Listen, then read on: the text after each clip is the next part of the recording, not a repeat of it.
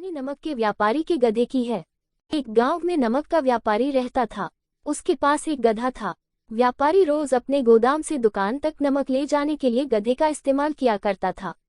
वह नमक को बोरी में भरकर गधे की पीठ पर लाद देता और उसके साथ साथ चलता हुआ दुकान तक आता था। व्यापारी का गधा आलसी प्रवृत्ति का था। काम से बचने के लिए वह नित नए उपाय सोचता रहता था। गोदाम से दुकान तक के रास्ते में एक नदी पड़ती थी, जिस पर एक छोटा पुल बना हुआ है। एक दिन नदी पर बने पुल पर चलते समय अचानक गधे का पैर फिसला और वह नदी में जा गिरा। नदी के पानी से नमक की बोरी भीग गई। जब तक व्यापारी ने गधे को पानी से निकाला, तब तक बोरी में भरा बहुत सारा नमक घुल चुका था। गधा जब चलने लगा तो उसे बोरी का भार बहुत कम महसूस हुआ और वह खुश हो गया।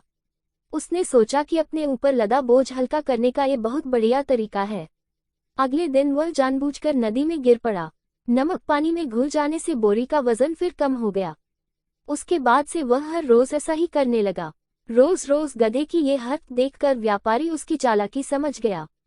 उसने गधे को सबक सिखाने का फैसला कर लिया और अगले दिन बोरी में नमक के स्थान पर रुई भरकर गधे की पीठ पर लाद दिया।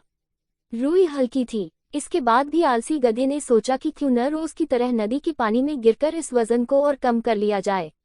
इसलिए वह जानबूझकर नदी में गिर पड़ा। लेकिन इस बार बोरी में नमक नहीं बल्कि रुई थी। पानी में भीगकर रुई का वजन कई गुना बढ़ गया। गधा जब उठकर चलने को हुआ तो इतने भारी बोझ से उसका बुरा हाल हो गया। उस दिन के बाद से उसने कभी आलस न करने का निर्णय किया। सीख 1. आलस का फल कभी न कभी मिल ही जाता है। 2. एक ही उपाय हर बार कारगर सिद्ध नहीं होता।